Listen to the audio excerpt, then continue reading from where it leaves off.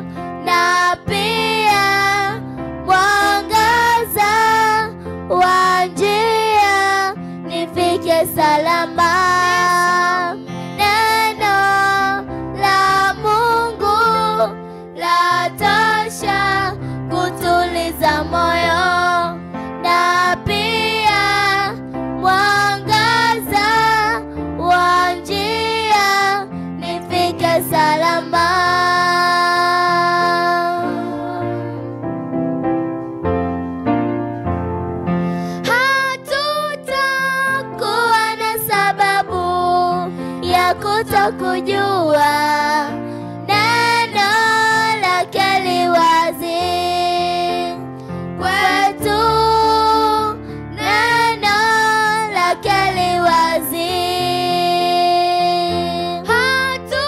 Hatutakuwa na sababu ya kutokujua neno lake li wazi kwetu.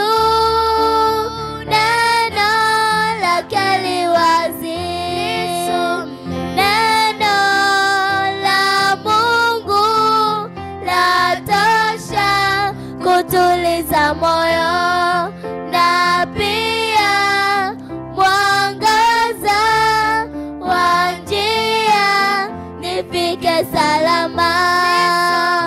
Neno la Mungu la tosha kutuliza moyo na pia mwangaza wa njia nifike salama.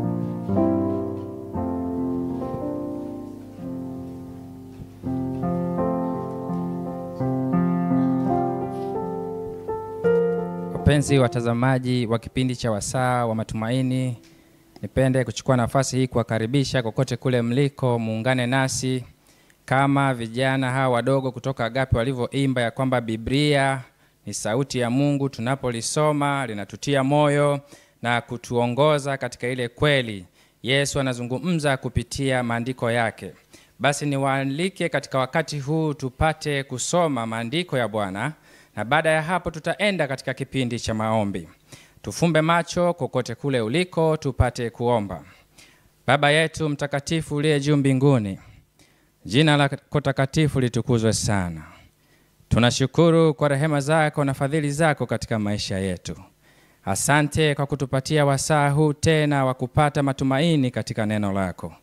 Tunakualika Yesu, zungumze nasi katika ibada ya maombi hii ya leo. Katika maombi haya ya leo ujibu sawa sawa na mapenzi yako, kwa kuwa tunaomba na kuamini katika jina la Yesu Kristo. Amina. Neno la leo lina kichwa kinachosema nguvu ya maombi. Niwaalike katika Biblia tuangalie katika sura ile ya 25 kitabu kile cha Mwanzo, na kuanzia mstari wa 11 mpaka wa 23, lakini nitakuwa na Luka na kuangalia sehemu zile muhimu kwa ajili ya kuzisoma. Najua mnajua baada ya Ibrahim kufa alimwacha kijana wake anayeitwa Isaka kama kijana wa ahadi, akiwa amebarikiwa kuwa na mke anayeitwa Rebeka. Na baada ya kuishi miaka 40 ya ndoa, kuna changamoto nyingi walizokutana nazo. Isaka alimuoa Rebeka akiwa na miaka 40. Alipomuoa Rebeka akiwa na miaka 40, akaendelea kuishi na Rebeka kwa takribani miaka isiyopungua 20 bila mtoto. Na maneno haya yanarekodiwa katika kitabu hicho cha Mwanzo 25, hasa fungu lile la 19, lakini mimi nitasoma fungu la 21, nalo linasema: Isaka akamuomba Bwana kwa ajili ya mke wake, maana alikuwa tasa. Naye Bwana akamuitikia, na Rebeka mkewe akachukua mimba. Hebu sikia. Miaka 20 bila mtoto, Isaka alikuwa akitoka na mke wake kwenda kwenye ibada katika mlima Moria kila siku akiomba. Lakini ilifika siku moja Isaka akaamua kufanya maombi ya pekee kwa ajili ya mke wake. Biblia inazungumza na mimi hapa na wanandoa wote mnaonitazama ya kwamba, je, kuna wakati nachukua muda kuomba kwa ajili ya mke wangu? Kuna wakati tunachukua muda maalumu ya kuombea watu fulani kwa mahitaji fulani. Sikia, Biblia inasema Isaka akamwombea mke wake kwa sababu alikuwa tasa. Nazungumza na baba fulani ambaye ameishi na mwanamke kwa muda mrefu na mke wake, lakini hawajawahi kufanikiwa kupata mtoto kwa muda mrefu. Isaka alikaa miaka 20. Na baada ya miaka 20 hiyo alivyoomba, Mungu akajibu ombi lake. Labda nikukumbushe kwamba unajua Isaka ni mtoto wa ahadi. Na kwa kuwa Isaka alikuwa ni mtoto wa ahadi, alikuwa na fursa zote kulingana na mtazamo wa kiimani tunaoutazama, ya kwamba aonekane ya kwamba yeye angepata upendeleo sana kuliko watoto wengine. Lakini tunaona ya kwamba pamoja ya kwamba alikuwa ni mtoto wa ahadi na alikuwa amebarikiwa, alipitia changamoto za majaribu kama majaribu tunayopitia. Ni jaribu gani ambayo unalipitia rafiki yangu na nitazama leo? Ni jaribu la kupata mtoto kwa muda mrefu umeomba sana, au ni jaribu la kupata mwenzi wa maisha, au ni jaribu la kupata kazi, au ni jaribu la kufanya vizuri darasani, maana tangu umeanza form 1 matokeo yako ni mabaya. Leo ninaleta ujumbe unaosema ya kwamba maombi yana nguvu. Ukimuita Bwana leo, Bwana yuko tayari kujibu. Hebu sikiliza nikwambie kitu kimoja. Isaka katika familia yao walikuwa wamebarikiwa, ni matajiri sana. Nadhani mnafahamu habari za baba yake Ibrahim. Neno la Bwana ukisoma katika Mwanzo 14 mstari wa 14, Ibrahim alipoletewa habari za Rutu kutekwa, Ibrahim alichukua vijana 318 waliozaliwa katika hema yake. Yaani alikuwa ana vijana wasiopungua 300 ambao walikuwa katika wamezaliwa. Hebu sikiliza. Watumishi waliokuwa wanaishi kwa Ibrahimu walikuwa wamebarikiwa kuwa na watoto, huku Ibrahimu hana mtoto. Hivyo Ibrahimu alivyofariki, alimuunganisha mtoto wake kurithi watumishi hao. Kwa hiyo mtoto huyu hana mwana kwa miaka 20 huku watumishi wana watoto. Hebu fikiria picha hii ya kwamba mtumishi anatoka nje na mtoto, anabembeleza. Mtoto analia pale, anasema mama, anabembeleza. Rebeka akitoka, akiangalia, anaumia moyoni. Anaenda naomba, Mungu nipatie mtoto. Mwaka wa kwanza, Mungu nipatie mtoto. Mwaka wa pili, Mungu nipatie mtoto. Mwaka wa tatu, mpaka mwaka wa 20.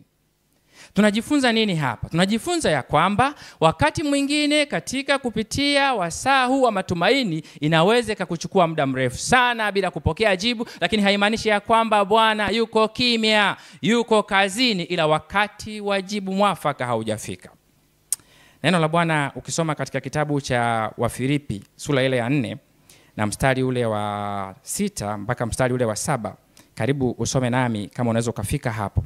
Neno la Bwana linasema, msijisumbue kwa neno lolote, bali katika kila neno kwa kusali na kuomba pamoja na kushukuru haja zenu na zijulikane na Mungu. Isaka alijua siri hili ya kwamba hatajisumbua na neno lolote isipokuwa kuomba na kusali, naye aliomba. Na sisi tunaona hapa ya kwamba alipoomba tu mwaka ule wa 20, Bwana alimbariki na akapata mtoto. Unaweza kuchukua wasaa kuomba nasi katika masaa haya jioni hii ya leo, ili Bwana aweze kujibu ombi lako. Sikiliza mstari ule wa 7 katika Wafilipi sura ile ya 4 mstari ule wa 7, anasema maombi yana nguvu ya kukupa amani ya kungojea ahadi za Mungu, haijalishi ni miaka mingapi. Soma lile fungu pale kwa muda wako, maana neno la Bwana linasema, na amani ya Mungu ipitayo akili zote itawahifadhi mioyo yenu na nia zenu na katika Kristo Yesu. Haleluya. Amani ya Mungu ipitayo akili zote kwa mtoto wa Mungu anayeomba humpa ujasiri wa kustahimili na kuvumilia hata kama ni miaka 10, 5, 6, 20 anavumilia. Isaka alikuwa na amani na ndio maana amevumilia. Hebu nikukumbushe, Isaka alikuwa amepitia katika maisha ambayo alimuona baba yake mzazi akishauriwa na mama yake akipata mtoto kwa njia isiyo sahihi ambayo sio Mungu aliyoikubali. Ingelikuwa ni rahisi kwa yeye kufuata mienendo ile ya baba yake, lakini Isaka hafati. Leo kuna watu wengi mnaonitazama, tunatafuta kichaka cha karanga. Utasikia mtu anasema, hata Mungu anajua, maana nimesubiri muda mrefu sana, mchumba hatokei. Kwa hiyo nimeamua tu, Mungu mwenyewe anaelewa mambo haya. Si unajua maisha haya. Isaka hakutumia hilo. Isaka yeye alingoja kwa ahadi za Mungu mpaka ahadi hipo ilipotimia. Hebu sikiliza jambo hili.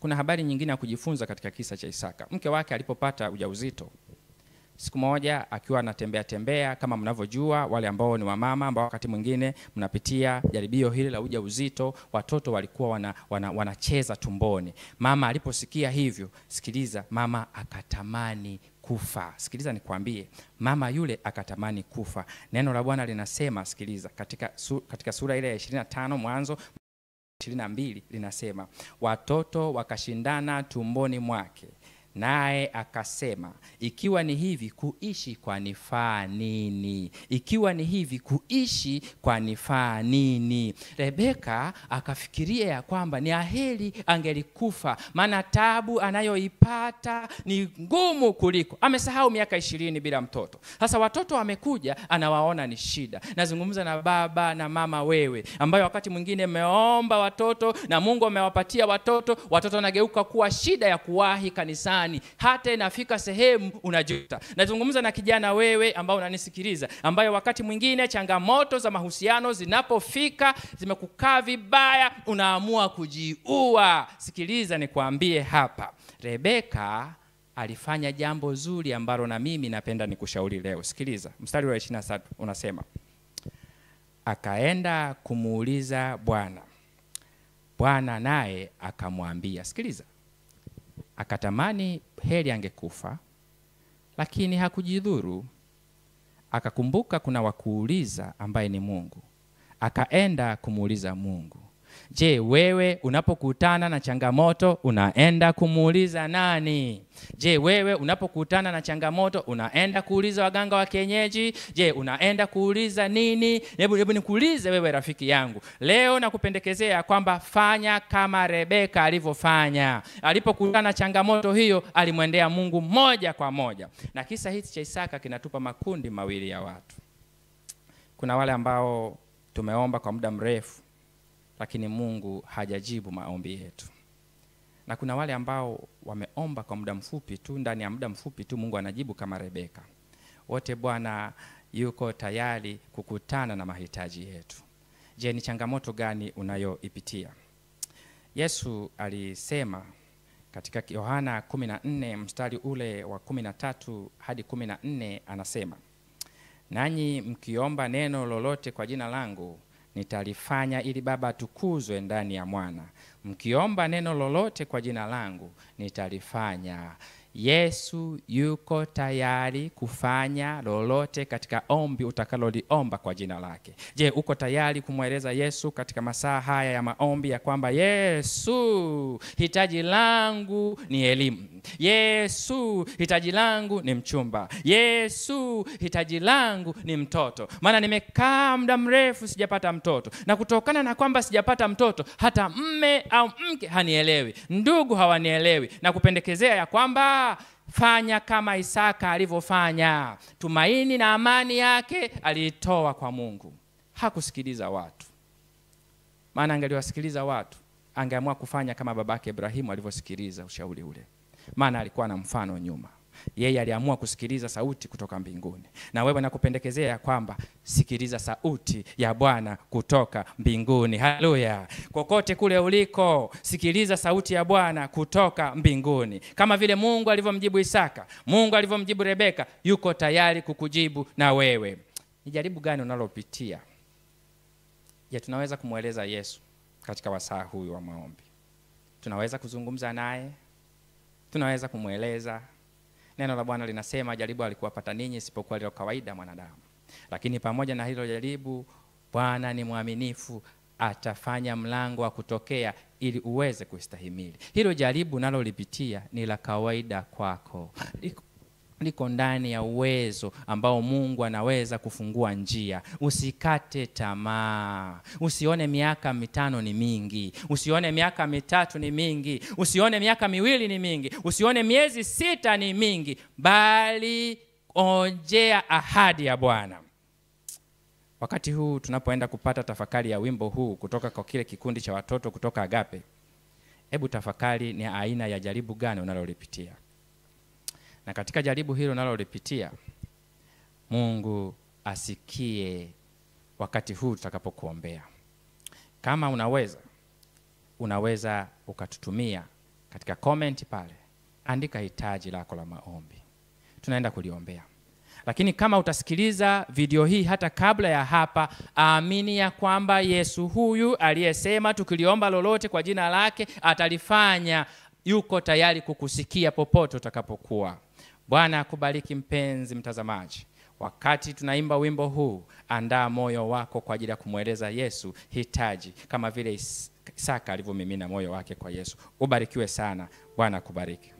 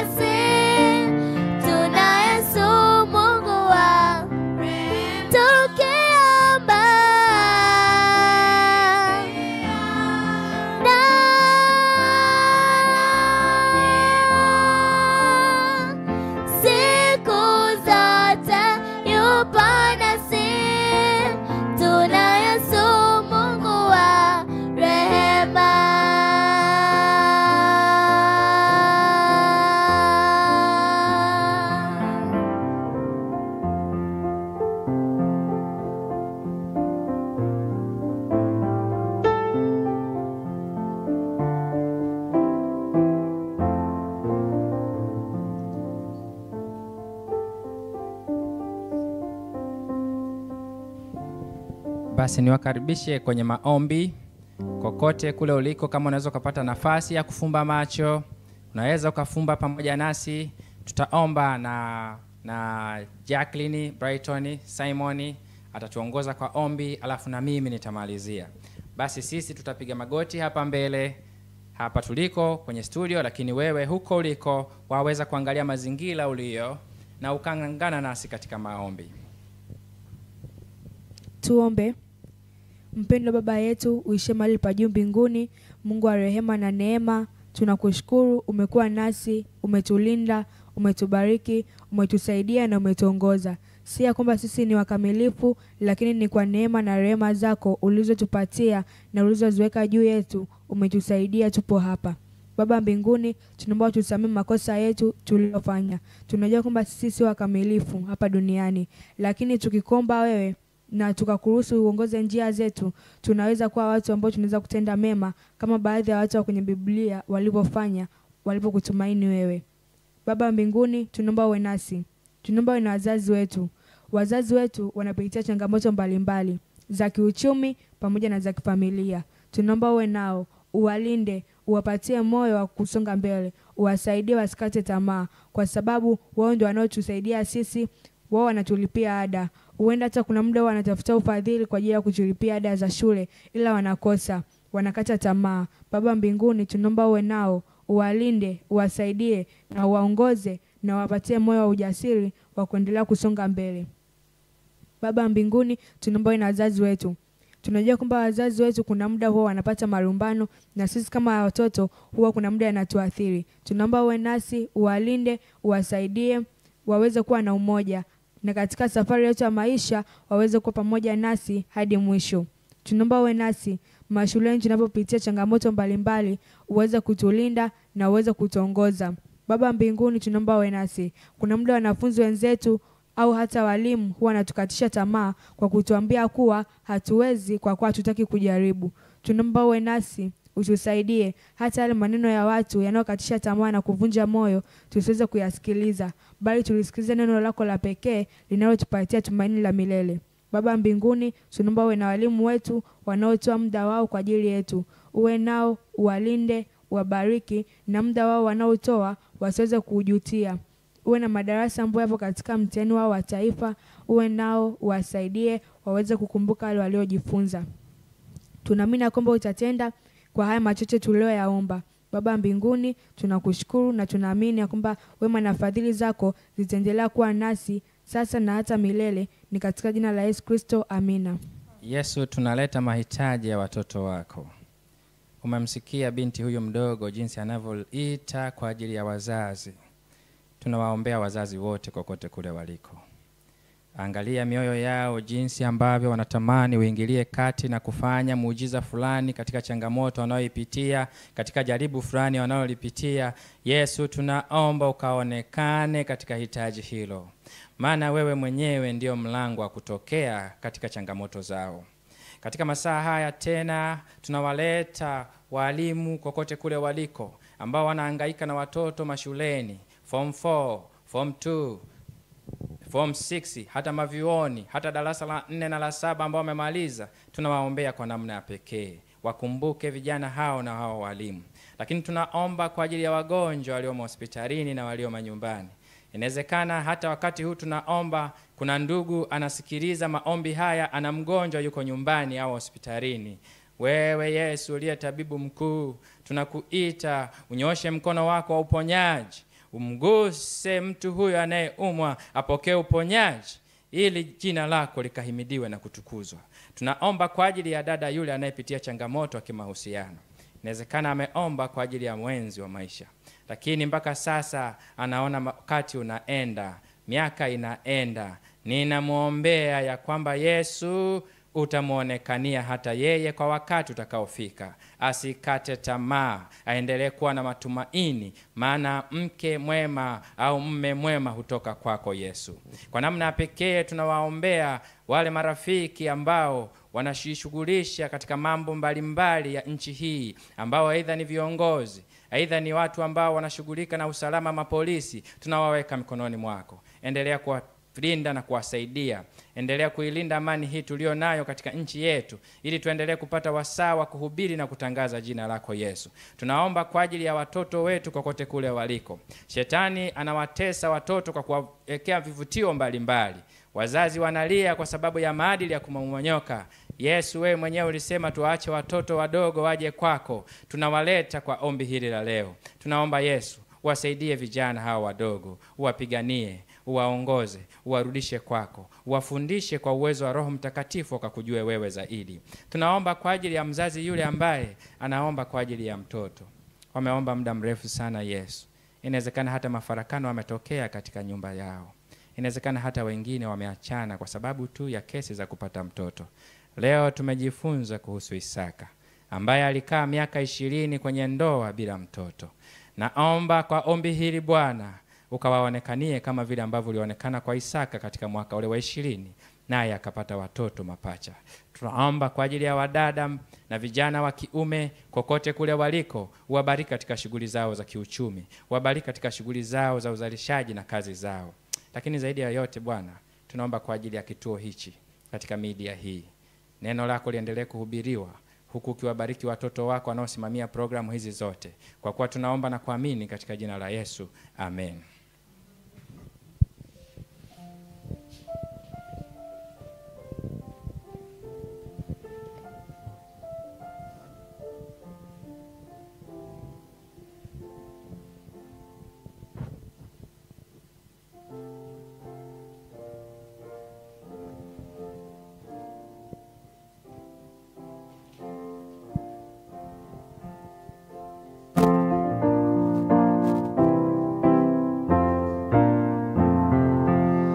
Nyakati ambazo unakata tamaa, pale yanapokuja majaribu magumu, unipa kwenda, giza limetanda, mkumbuke Mungu, yeye ni mwangaza gizani mwote, patakuwa usiache kumuita, atajibu kwa wakati.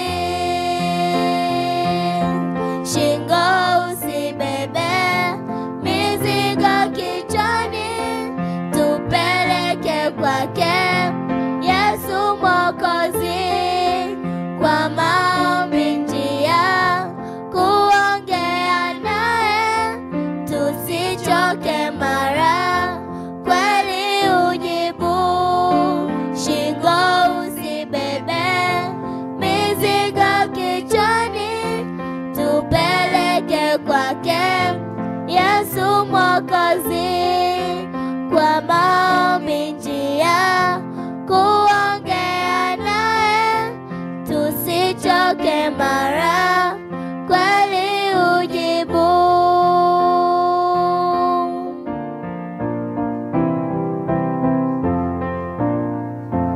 Tusichoke kuamini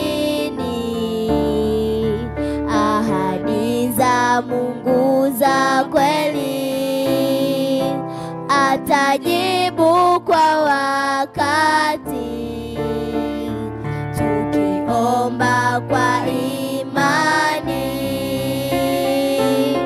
Shingo usibebe mizigo kichwani, tupeleke kwake Yesu Mwokozi, kwa maombi njia kuongea naye, tusichoke mara kweli ujibu. Shingo usibebe mizigo kichwani, tupeleke kwake Yesu Mwokozi, kwa maombi njia kuongea naye, tusichoke mara kweli ujibu.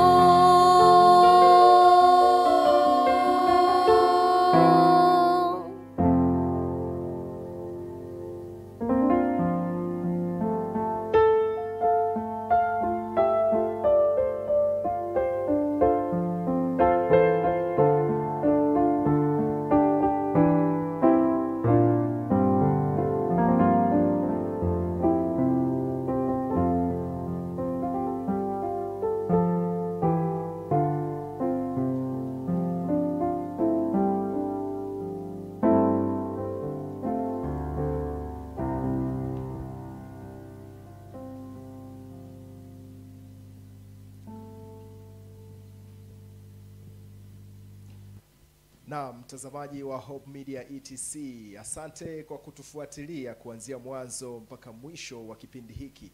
Na kumbuka tulikuwa naye mchungaji Benjamin Boke ambaye anatokea pale shule ya Adventista wa Sabato Agape, lakini pia tulikuwa na kikundi cha uimbaji kutokea hapo ambacho kinaitwa Agape Victory Singers. Hawa wametubariki sana na nyimbo nzuri kwa siku hii ya leo. Hivyo wewe ambaye umetufuatilia, acha ujumbe wako hapo. Kama kuna chochote ambacho unaweza ukatuambia, unaweza ukaacha ujumbe wako hapo kupitia ukurasa wetu wa YouTube ambao ni Hope Media ETC.